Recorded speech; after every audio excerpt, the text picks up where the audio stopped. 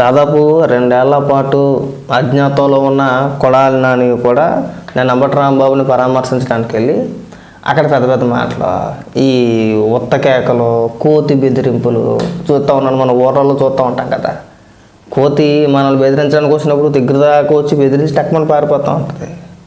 ఆ బెదిరింపులకు వచ్చేసాడు. ఇంకా మేము మళ్ళీ 2029 అధికారంలోకి వచ్చేస్తాం, ఈసారి ఎవరిని వదలము. మళ్ళీ నారా లోకేష్ గారికి వార్నింగ్ ఇచ్చేస్తున్నాడు, చంద్రబాబు నాయుడు గారికి వార్నింగ్ ఇచ్చేస్తున్నాడు. బూతులు అయితే మాట్లాడలేదు కానీ భయపడ్డాడు ఆ విషయంలో. కానీ మేము భయపడ్డామంటాడు. మేము భయపడం. అసలు రెడ్ బుక్ అయినా, పసుపు బుక్ అయినా, ఏ బుక్ అయినా సరే మేము భయపడము అని చెప్పేసి అని మాట్లాడతాడు. కానీ మాట్లాడేటప్పుడు మాత్రం నోరు అదుపులో పెట్టుకొని మాట్లాడాడు. ఒకసారి ఏమైనా మాట్లాడాడో వినిపిస్తుంది ఉంటాయి. అంబటి రాంబాబు గారు ఒకడు, ఆయన ఎప్పుడు కూడా ఒక వ్యక్తిని దూషించటమో, లేకపోతే ఒక వ్యక్తిని కించపరిచి మాట్లాడటమో, లేకపోతే ఒక వ్యక్తిని బూతులు తిట్టినటువంటి సంఘటనలు మనం చూడాలి. సిగ్గు అనిపించట్లేదు కొడాలని, నీ బతుక్కి కొంచెం కూడా సిగ్గు అనిపించట్లేదా? మీరు అధికారంలో ఉన్నప్పుడు నువ్వు ఒక పక్కన, నీతో పాటు ఈడు కూడా, ఎవడో అంబటి రాంబాబు అసెంబ్లీలో చంద్రబాబు నాయుడు గారి కుటుంబ సభ్యుల్ని, భువనేశ్వరి గారిని ఉద్దేశించి ఎంత నీచంగా మాట్లాడాడో ఆ రోజు అందరూ చూశారు. ఎప్పుడు ఎవరిని అనడో అది నువ్వు చెప్పాలొచ్చు. ఇక్కడ అంబటి రాంబాబుకి సర్టిఫికెట్ కొడాలని ఇచ్చేస్తున్నాడండి. నోరు తెరిస్తే పచ్చి బూతులు మాట్లాడు నువ్వు, నీలాంటి పోరంబొగ్గాలు చెప్పాలి. అంబటి రాంబాబుకి సర్టిఫికెట్ నువ్వే ఇవ్వాలి బాబా. చాలా పద్ధతిగా వారు వీరు అంటారు, గౌరవించేటువంటి భాషలోనే ఆయన మాట్లాడతారు. ఆయనకి ట్రాప్లోకి లాగాలని చెప్పి ఒక నీచమైనటువంటి బ్యానర్ జగన్మోహన్ రెడ్డి గారి మీద కట్టి తిరుమల లడ్డూ గురించి ఆయన గుడికి వెళ్ళి ఆ బ్యానర్ తీయమని చెప్పి ఆ బ్యానర్ దగ్గర ఆగి ఆ ముందు రోజు మాట్లాడితే ఆయన వచ్చే దారిలో కర్రలు పట్టుకుని కొంతమంది చిల్లర మోకని పెట్టుకొని అంబటి రాంబాబు గారిని అమ్మనా బూతులు తిట్టిస్తే ఆయన ఆవేశంతో వీళ్ళందరూ ఎందుకు ఆయనే రమ్మని చెప్పి చంద్రబాబు నాయుడు గురించి మాట్లాడిన మాట వాస్తవం. అయితే ఇంటికి వచ్చి రియలైజ్ అయ్యి ఆయన ఏం చెప్పాడు, నేను ఆవేశంలో తప్పుగా మాట్లాడి ఉండాల్సింది కాదు, కాబట్టి ఆవేశంలో మాట్లాడాను, కాబట్టి ఆ మాటలు వెనక్కి తీసుకున్నా అని చెప్పి అపాలజీ చెప్పాడు.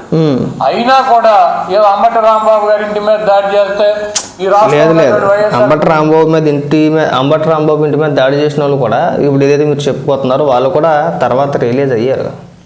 అంబటి రాంబాబు ఎలాగైతే ఆ ఆవేశంలో చంద్రబాబు నాయుడు గారిని ఉద్దేశించి బూతులు తిట్టేశాడు, అలాగే అంబటి రాంబాబు ఇంటి మీద దాడి అయితే చేశారని చెప్పేసి మీరు చెప్పుకోతున్నారో వాళ్ళు కూడా తర్వాత రిలీజ్ అయ్యారు.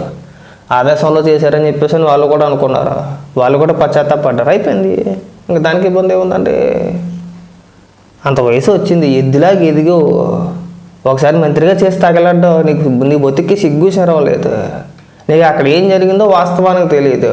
ప్రభుత్వం ఒక ఫ్లెక్సీ కడితే అంబటి రాంబాబు పెద్ద మొగుడు వచ్చాడని చెప్పేసి అని అంబటి రాంబాబు తీసేయమని చెప్పగానే తీసేస్తారా?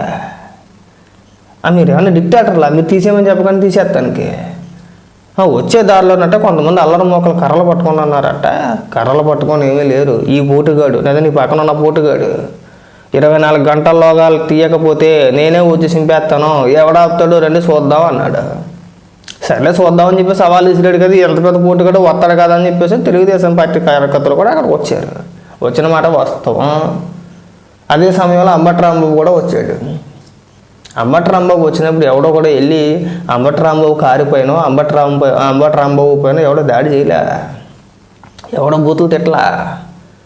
అంబటి రాంబాబే కావాలని చెప్పేసి అక్కడున్న పోలీస్ అధికారులు మీరు వెళ్ళిపోండి మహాప్రభు, మేము లైన్ క్లియర్ చేసాము, దారి ఉందో మీకు, మీరు ఆగమాకండి వెళ్ళిపోండి అంటే కారు డ్రైవర్ని ఈ బండి ఆపు నువ్వు అని చెప్పేసి అని అద్దం దింపి తలక బయటకెట్టి అక్కడ ఉన్న తెలుగుదేశం పార్టీ కార్యకర్తల నాయకులను ఉద్దేశించి అలాగే చంద్రబాబు నాయుడు గారిని ఉద్దేశించి పచ్చి బూతులు తిట్టాడా? అది అక్కడ ఉన్న కార్యకర్తల నాయకులు విన్నారు. ఈలోపు అంబటి రాంబాబు కారు వెళ్ళిపోయిన తర్వాత అప్పుడు అక్కడున్న తెలుగుదేశం పార్టీ కార్యకర్తలు కొంతమంది మహిళలు కూడా ఉన్నారు.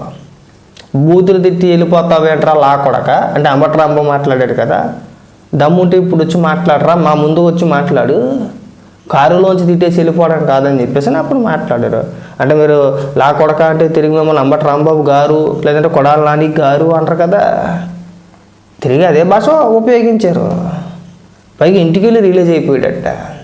నేను కూడా నేను ఇక్కడ తిట్టేస్తాను, మళ్ళీ ఇంకొక వీడియోలో రిలీజ్ అయిపోతాను, సరిపోద్దా? సిగ్గు సెరవ లేకపోతే సరే. కాంగ్రెస్ పార్టీ మొత్తం తీసేస్తారు అనుకున్నారు జగన్మోహన్ రెడ్డి గారు. ఎట్టి పరిస్థితిలో తీడు. ఏ కార్యకర్త కూడా వెనక్కి తగ్గేటువంటి పరిస్థితి లేదు. దాడి చేయటం కాకుండా ఇంట్లో ఆడవాళ్ళని బూతులు తిట్టడం, ఆడవాళ్ళు ఉన్నటువంటి ఇంటి మీద ఆడవాళ్ళ గురించి బూతులు మాట్లాడడం గురించి ఈ పోరం బొగ్గడే చెప్పాలా? ఆ నీతులు నువ్వే చెప్పాలి మాకు. నువ్వు చెప్తే మేము వినాలి.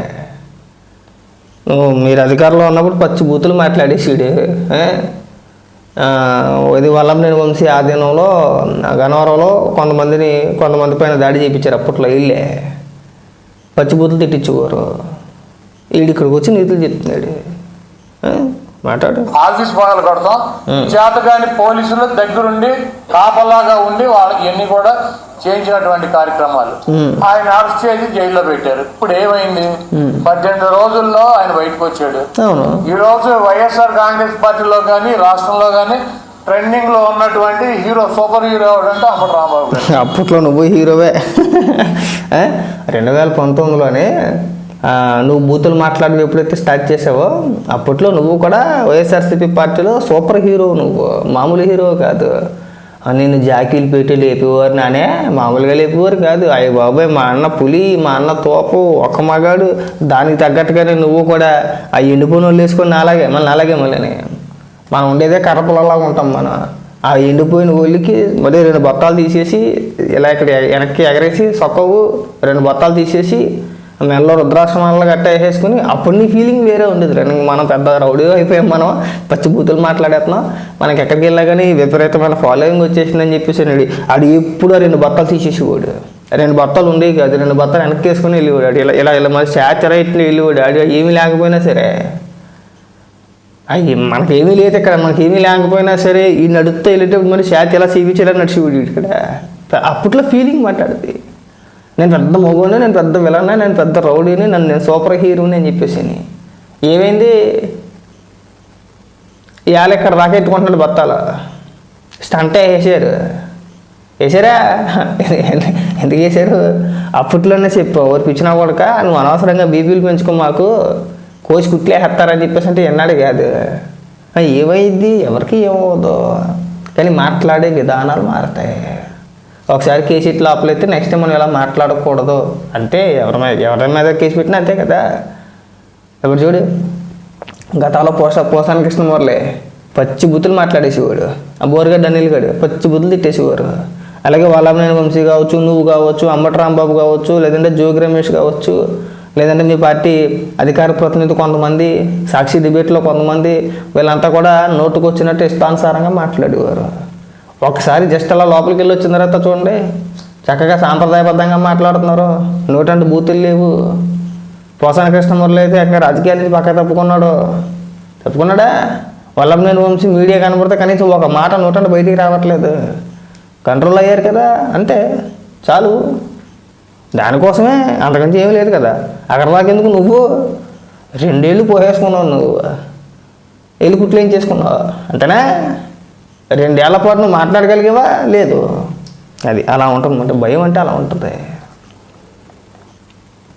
ఆయనే మా పార్టీలోనూ ఈ రాష్ట్రంలోనూ ఆయనకున్నటువంటి, ఆయన ఒక 40 సంవత్సరాలు 30 సంవత్సరాలు సంపాదించుకున్నటువంటి ఇమేజ్ 3 ఇమేజ్ తెచ్చిపెట్టారు ఆయన. అబ్బో. కాబట్టి మీరు ఇంత దుర్మార్గంగా వ్యవహరిస్తున్నా కూడా, మీరు అప్రజాస్వామ్య పద్ధతిలో వైఎస్ఆర్ కాంగ్రెస్ పార్టీని అణిచివేయాలని చెప్పి ప్రయత్నిస్తున్నా కూడా, మీరు జైల్లో పెట్టినటువంటి ఏ వ్యక్తి కూడా రాజకీయాలు వదిలేసి పారిపోలేదు. ఇది గుర్తు పెట్టుకోండి. సరే, ఏ వ్యక్తి కూడా తగ్గేటువంటి పరిస్థితి లేదని చెప్పి ఇంకా బలంగా జగన్మోహన్ రెడ్డి గారికి మద్దతుగా మిమ్మల్ని ఎండగట్టేటువంటి కార్యక్రమాలు తీసుకుంటున్నారు. తెలియట్లేదు. జగన్మోహన్ రెడ్డికి మద్దతుగా ఉండడం, రాజకీయాలు చేయడం, రాజకీయాలు మాట్లాడడం వేరే, బూతులు మాట్లాడడం వేరే. మద్దతు ఇవ్వడం అంటే బూతులు తిట్టడం కాదు. వీడికి అది ఒకటే వచ్చింది. మద్దతు ఇవ్వడం అంటే ఏంటి? బూతులు తిట్టడమే. ఎన్నిసార్లు తెప్పించుకుంటారో. అందుకు కాదు నీ మొక్క తుప్పుకు నువ్వు చేసేది. మీ పార్టీలో ఉన్న కొంతమంది నాయకులే లాస్ట్ టైము మేము అంత ఘోరంగా ఓడిపోవడానికి 2024 ఎన్నికల్లో 151 స్థానాల నుంచి 11 స్థానాలు పడిపోవడానికి ముఖ్య కారణం మా నాయకులు మాట్లాడిన బూతులు అని చెప్పేసి బహిరంగంగా వాళ్ళు ఇంటర్వ్యూల్లో కావచ్చు, టీవీ డిబేట్లలో కావచ్చు ఓపెన్గా చెప్తున్నారా. ఇప్పుడు ఉంటుంది చూడండి. ఇప్పుడు రెడ్ బుక్కి, పసుపు బుక్లకి మేము భయపడమంటాడా ఈవనుడే కట్టేటువంటి కార్యక్రమాలు తీసుకుంటున్నారు. మీ ఎర్ర బుక్కులకి, మీ పసుపు బుక్కులకి ఇక్కడ భయపడేవాడు ఎవడో లేడన్నదే గుర్తు పెట్టుకోవాలి. నిన్న లోకేష్ కాదు, భయపడ్డం వల్లనే నువ్వు 2 ఏళ్ల పాటు దాముకున్నావు.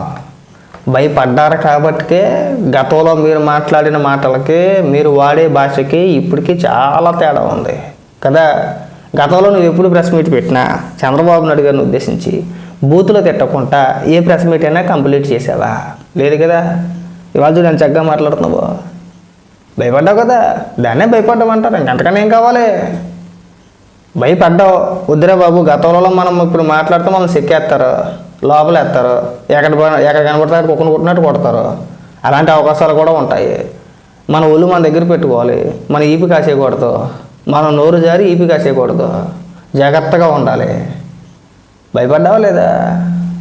రెడ్ బుక్కి మీరంతా భయపడిన మూలానే ఇవాళ మాట్లాడాలంటే ఒక్కొక్కడు ఉనికి చచ్చిపోతున్నారు. ఇప్పుడు నీకు 2 ఏళ్ల సమయం పట్టింది బయటకు వచ్చి కోలుకొని వచ్చి మాట్లాడడానికి. చక్కగా మాట్లాడుతున్నావు కదా. ఒక బూతు పదం లేకుండా, ఏకవచనం లేకుండా, ఎవరిని ఘాటుగా విమర్శించుకుంటా, అంబటి రాంబాబుని పొగుడుకుంటూ, జగన్మోహన్ రెడ్డిని పొగుడుకుంటూ ఏదో తూతూ మంత్రంగా 2-3 డైలాగులు కొడితే మన సోషల్ మీడియాలో ఎలివేషన్లు ఇస్తారు. కాబట్టి నేను పసుపు బుక్కి, రెడ్ బుక్కి నేను భయపడను. చాలే ఇంకా అలాంటి డైలాగులు నేను కూడా బోల్డ్ చెప్తాను. అన్నీ అయ్యే కాదు కదా.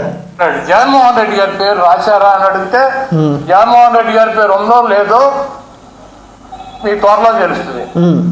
మీ మామయ్య బాలకృష్ణ గారి డైలాగ్ ఒకటి ఉంటుంది, నాకు నువ్వు ఎదురొచ్చినా నీకే ప్రమాదం, నేను ఎదురొచ్చినా నీకే ప్రమాదం. అలాగే ఆ బుక్ లో నువ్వు లోకేష్, నువ్వు జగన్మోహన్ రెడ్డి పేరు రాసినా నీకే ప్రమాదం, లేకపోతే జగన్మోహన్ రెడ్డి గారు ఏదైనా బుక్ లో నీ పేరు రాసినా నీకే ప్రమాదం.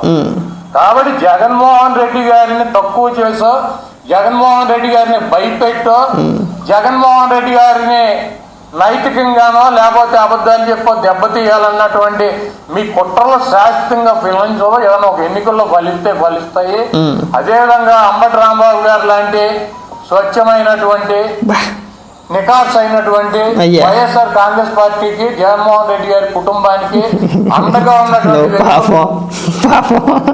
నువ్వు స్వచ్ఛమైన, నికార్సైన అని మాట్లాడుతుంటే అంబటి రాంబాబు కూడా కాసేపు మైండ్ పోయి పిచ్చి పిచ్చిగా చూస్తున్నాను. నీ వంక నన్ను పొగుడుతున్నాడా లేకపోతే తిప్పుతున్నాడా, లేదంటే నన్ను వెటకారంగా ఎక్కిరిస్తున్నాడా అని చెప్పేసి నేను అర్థం కాక అంబటి రాంబాబు ఇలా చూస్తున్నాను. వీటి నా గురించే మాట్లాడుతున్నాడా అని చెప్పేసి అని ఊరికే ఒకటి బాగా గుర్తుపెట్టుకో. 19 నుంచి 24 వరకు అధికారంలో ఉన్నారు. ఆ రోజే మహా అయితే ఏం పీకగలిగారు? చంద్రబాబు నాయుడు గారు 53 రోజులు జైల్లో ఉంచగలిగారు. అంతేనా? అంతకుమించి మీరు చేసింది ఏముంది? గతంలో అంతకంటే ఎక్కువ ఆరోపణలు చేశారు. మేము వచ్చి ఎరగదీసేస్తాం, చంద్రబాబు నాయుడు గారిని నేను 45 రోజుల్లాగా జైల్లో వేస్తాను, 6,17,000 కోట్ల రూపాయలు అవినీతి చేశారు, నా దగ్గర జీవోలతో సహా నేను పుస్తకం వేసేసాను, నేను వస్తే మామూలుగా ఉండదని చెప్పేసి అన్నారు. ఏమైంది? 6,17,000 కోట్ల రూపాయలు ఏమైపోయింది? కోడికత్తులు తేల్చేస్తామన్నారు. కోడికత్తి నన్ను కావాలని చెప్పేసి చంపేపోయారు. దీని వెనకాల చంద్రబాబు నాయుడు గారు ఉన్నారు, లోకేష్ గారు ఉన్నారు. నేను అధికారంలోకి వచ్చిన తర్వాత ఆ కేసులో చంద్రబాబు నాయుడు గారిని, లోకేష్ గారిని ముద్దాయిలుగా తేల్చి ప్రజల ముందు నిలబెడతాను, చట్టపరంగా మేము శిక్ష ఇస్తామని చెప్పేసి అని మాట్లాడారు. ఏమైంది కోడికత్తి? 5 ఏళ్ళ అధికారంలో ఉండి, మీరు అధికారంలో ఉండి కనీసం కేసు విచారణకు కోర్టుకు కూడా వెళ్ళకపోయారు. ఎన్ఐఏ కోర్టు ఎన్నిసార్లు పిలిచిందే మిమ్మల్ని? పిలిచిన ప్రతిసారి ఏదో ఒక వంక. కోర్టుకి వెళ్తే అసలు నిజం బయటపడిపోద్ది, జరిగిన వాస్తవాలు చెప్పాలేమో అని చెప్పేసి అని భయపడి కోర్టుకి వెళ్ళడం అనేసాడు కదా. మరి ఇక్కడికి వచ్చి నువ్వు అప్పాభయ మాటలు జగన్మోహన్ రెడ్డి భయపడ్డాడు కాబట్టి వాటికి అసెంబ్లీకి వెళ్ళకపోతున్నాడు. జగన్మోహన్ రెడ్డి భయపడ్డా ఇంకా భయపడ్డాడు కాబట్టే కేవలం నామకే వస్తూ అసెంబ్లీకి వెళ్ళకపోతే ఎక్కడ ఈ రద్దు చేస్తారో, లేదంటే ఇంకొక రకంగా కార్యక్రమాలు జరుగుతాయి, బాగోదని చెప్పేసి అని నామకే వస్తూ అసెంబ్లీకి వెళ్ళి వచ్చేస్తున్నాడు. అంతేనా? మళ్ళీ ఎక్కడ పారిపోతున్నాడు? బెంగళూరు. మీరు మాట్లాడితే గత 5 ఏళ్ళు మాట్లాడారు కదా, భయపడి హైదరాబాద్లో ఉన్నారు, మరి జగన్మోహన్ రెడ్డి భయపడి కాదా